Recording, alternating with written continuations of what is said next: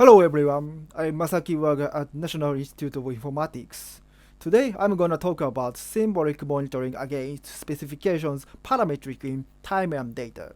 So this is a replay of my talk at CAB 2019. So this work is on monitoring or runtime verification. It is very important to verify a cyber-physical system or embedded systems because some issues on these systems has a very big impact on our daily life. For example, if there is an issue in the software stack of a self-driving car, then it can cause a car crash, which might kill some people. So it is very dangerous. And this blackout in New York City is also something related to the software issues in the infrastructure. So it is important to verify these systems, and there are several ways to verify systems. And one way is runtime verification, nor monitoring. And we can compare runtime verification with exhaustive formal methods, like model checking or reachability analysis. So in this exhaustive formal method, what we verify is the system model of the program. For example, the model of the self-driving car. And the goal is to say that the given model is safe or unsafe. In other words, if this system model satisfies the given properties or not, or how robustly the given specification is satisfied. So these things are the goal of this exhaustive formal method.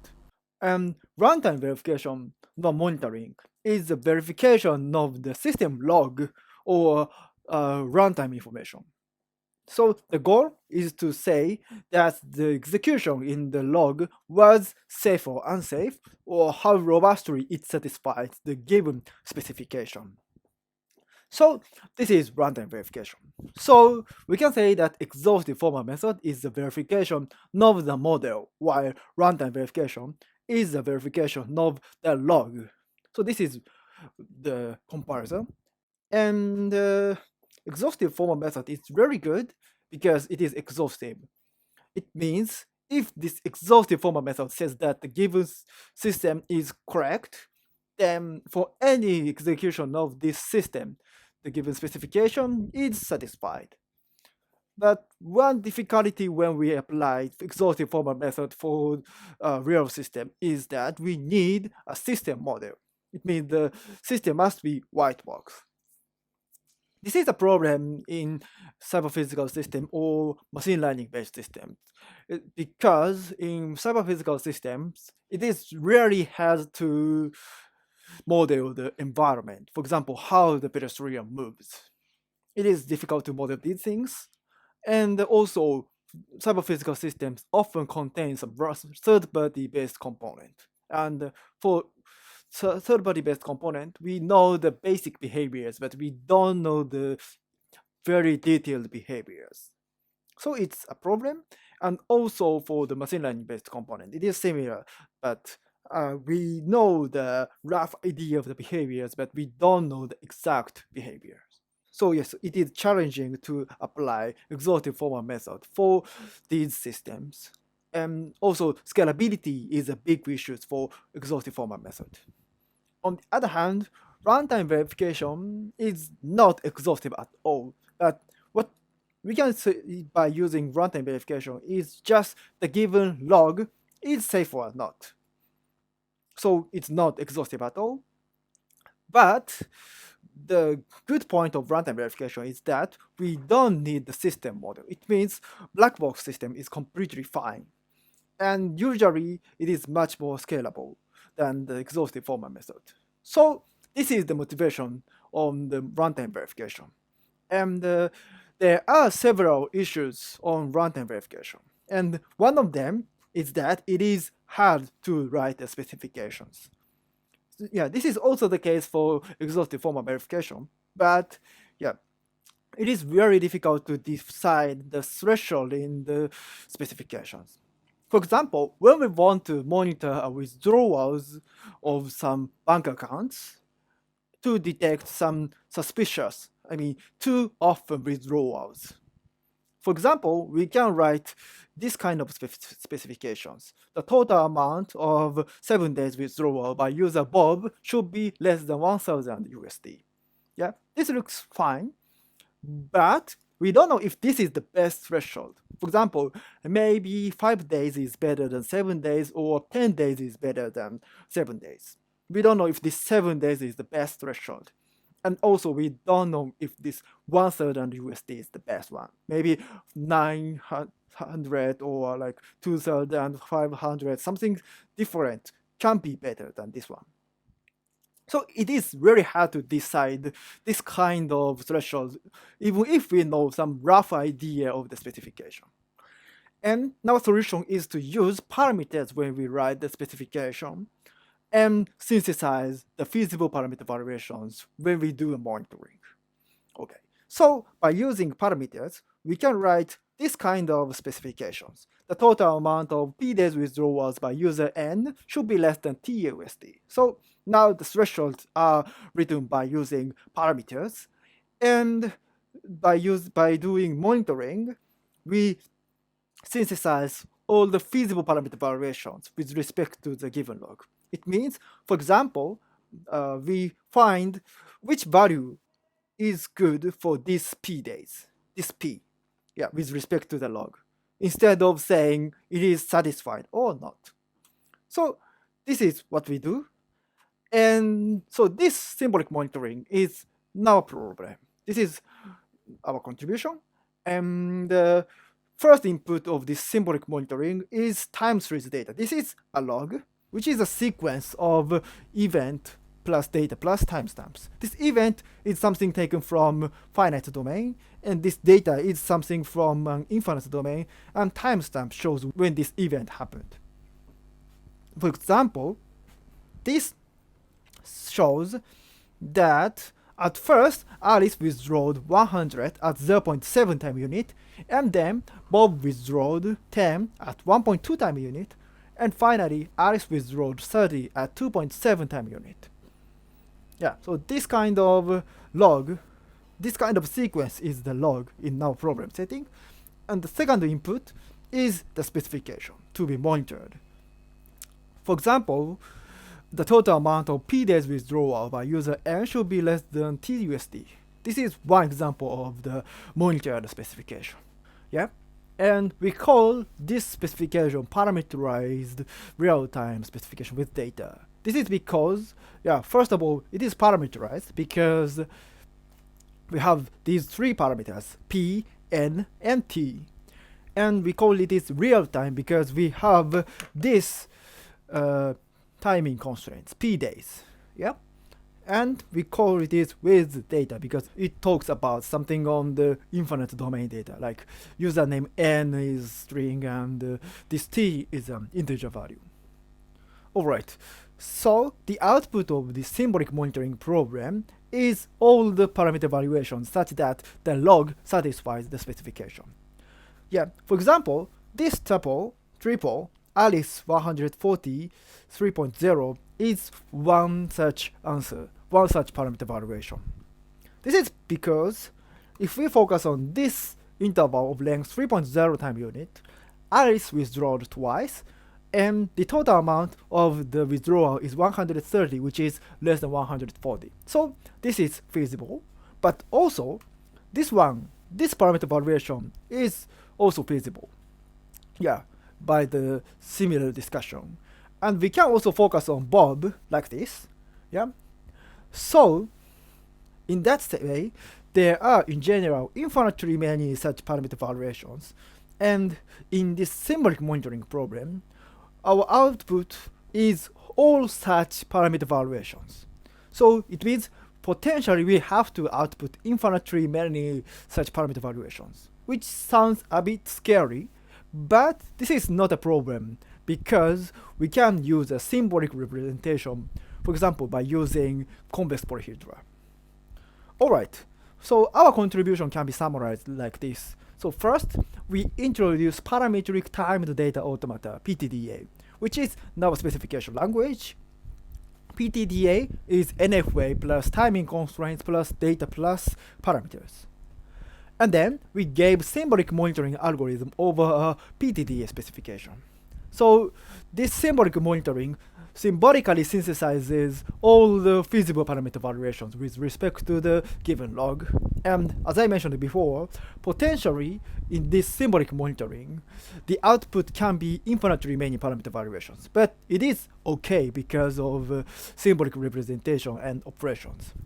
And our experimental results shows the scalability of our method. Alright, so then let's move on to this technical part. First, I want to talk about parametric timed data automata, PTDA. This is our specification language. Okay, so PTDA consists of these 4 parts, NFA, time, data, parameters, but this NFA part is just the usual non-deterministic finite automata, while we have this kind of unobservable transitions as well as observable transitions. But this is nothing but the usual NFA. And by adding timing information, what we obtain is timed automaton. So yeah, in timed automaton, by using a clock variable, for example, this t, we can say that, for example, the time gap between this transition and this transition have to be exactly 7 time unit. So this kind of timing constraints can be described by using timed automata. And then we add data and obtain this timed data automaton. Okay, so here each event has these pairs u and a. This u shows the string which shows the name of the withdrawals, basically the username, and this a is the amount of the withdrawals. And we can use these values, for example, in this GERD, like this transition can be used when u is equal to Bob, for example. And we can also use these u and a for the updates of the internal variables. For example, here we do this assignment, but also we can do this kind of summation. Okay, so this is timed data automaton. And then we add the parameters like this. So now we can use parameters in the GERDs. Yeah. We can also use constant threshold, but we can use parameters. Instead of like in the previous slide, what we have here was Bob, but now we can use n, which is parameters of a string. So this is PTDA, our specification language. But now one question is, what is the definition of data? Yes. But yeah, actually we use the general definition of data. So data is something consists of these 3 tuples. D is an infinite domain, and DE, which is a Boolean expression, the set of the Boolean expressions used for girls. DU is the set of the update formulas used for the variable updates and assignments. And I will explain later, but our symbolic monitoring algorithm works for any data type with suitable symbolic operations. Yeah, and for example, we can use strings and rationals, but it's not limited to these 2 examples. Alright, so let's move on to this symbolic monitoring algorithm part. So what we do is to follow the transitions. Alright, so basically what we do is to follow the transitions of PTDA, but since the configuration space of PTDA is infinitely many, we need a finite abstraction. This is something similar to the reachability analysis of timed automata, where the configuration space is also infinitely many. And for the abstraction, finite abstraction of clock, data, and parameter variations, we use some data structures for the symbolic representation. For example, for the symbolic representation of rationals, we can use convex polyhedra, but for strings, we can use lists of forbidden strings. Yeah, and after doing finite abstractions, we can just use do the breadth first search to handle non-deterministic branching, because now what we have is abstracted into finite many things. Alright, then let's see how our symbolic monitoring works by using these examples. First, we are at this initial location with this initial configuration. Here, we assume that the parameters can take any values in that domain. For example, this n can be any string. Yes? And the variables take the initial values, 0 here. Okay, first we read this first event, the first withdrawal by Alice at 0.7 time unit, and by using this transition, we go to the second location L1. I mean this configuration.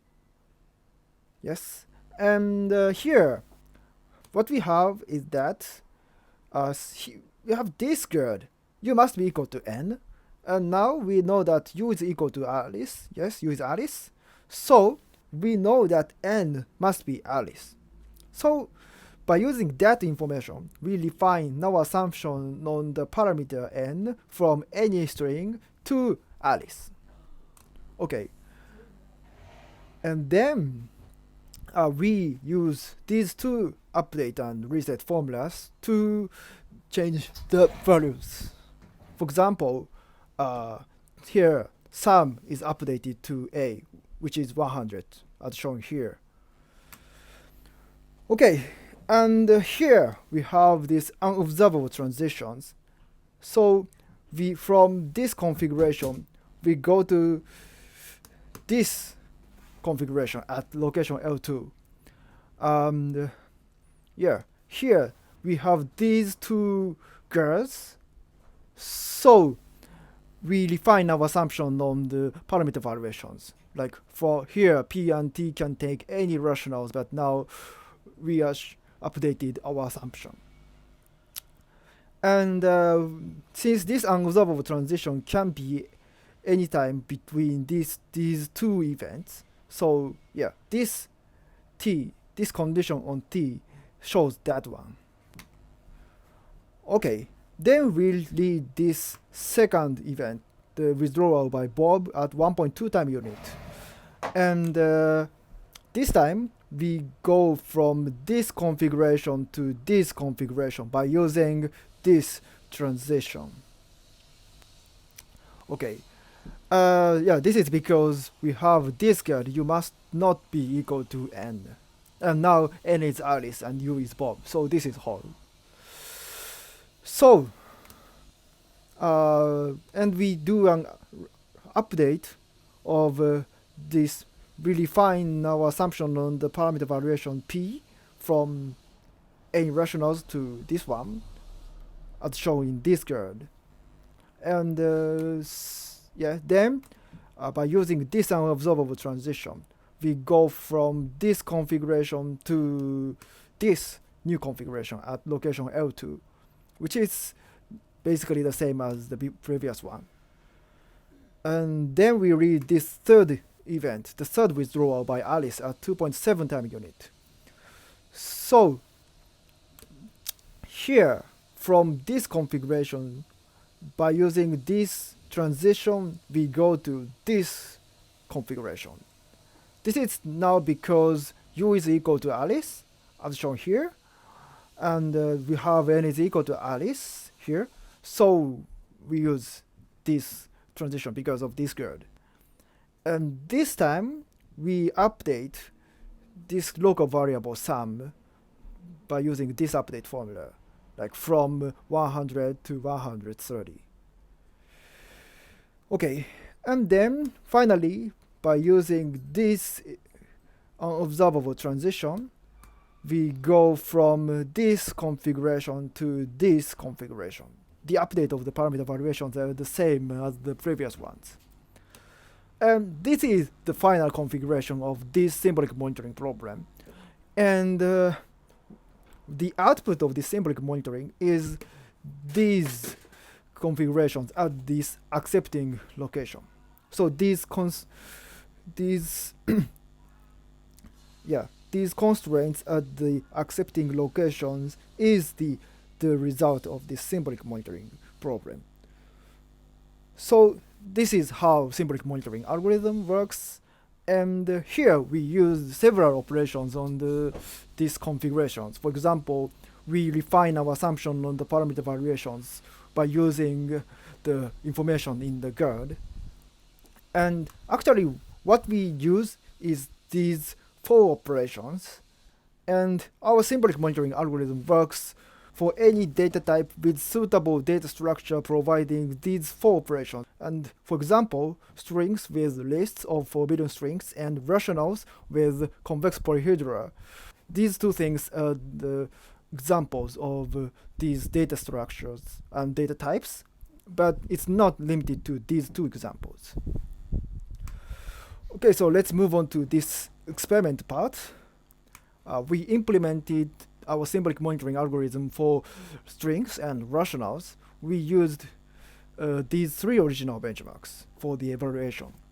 And since this periodic benchmark is the most interesting, I will explain mainly focusing on this one. So this periodic benchmarks, so in this log, it consists of these 3 kinds of withdrawals. Roughly speaking, it shows that a small amount of the withdrawals happens more often than the large amount of the withdrawals. And I will not explain about this specification, but this result shows that the small amount of the withdrawals happens at about every 5 or 10 time unit, and the middle amount happens about every 50 time unit, and the largest one happens at every 100 time unit. So in that way, we can reverse engineer these timing information just looking at the log with this automaton. Yeah. So the original motivation for this symbolic monitoring to do monitoring for the safety of the system, but we can also do this kind of information mining or reverse engineering like thing by using symbolic monitoring, thanks to the parameters. Okay, so this shows the execution time of our implementation for these 3 benchmarks. So yeah, this copy in our implementation worked very fast, and for dominant and periodic, for these 2 benchmarks, it's like 20,000 entries could be monitored in 1 or 2 minutes. I hope it is efficient enough for many application domains. And also, we observed that the execution time is more or less linear for all these 3 benchmarks. And yeah, actually, the worst case complexity is not like this, but yeah, we can make much harder benchmarks. But the important thing is that for these interesting problems, our symbolic monitoring performed this efficiently. Okay, and there are some related works, like symbolic register automata has registers to remember the previous informations, and there are some works using temporal logic with aggregation or timing constraints, or even parametric signal temporal logic does some parameter synthesis problems, which is similar to ours, and also there is a monitoring work using BDD, which is symbolic. But the concept in our works appeared in these works, not limited to these ones, but appeared in some previous works. But our works combine these concepts into one problem as a symbolic monitoring problem. Okay. And then, in conclusion, we introduced parametric time data automata for specification language, and then we gave a symbolic monitoring algorithm over this PTDA. And what we did is to follow the transitions with finite abstractions, thanks to the suitable data structure. And now our experimental result shows that about 20,000 entries can be monitored in 1 or 2 minutes. It is, I think, efficient enough for many application domains. And there are some future works. For example, by using BDD, I think this problem can be more symbolic. For example, we can use some other kinds of the formulas in the GURD or the updates probably, and by using polarities, we can potentially make it more efficient. And this third thing is more for the usability, but inferencing of this kind of information, like when D is A or B or C, then neither A nor B means it is C. So this kind of inference is important for the usability for the end users. So these things are future works. So thanks for your attention.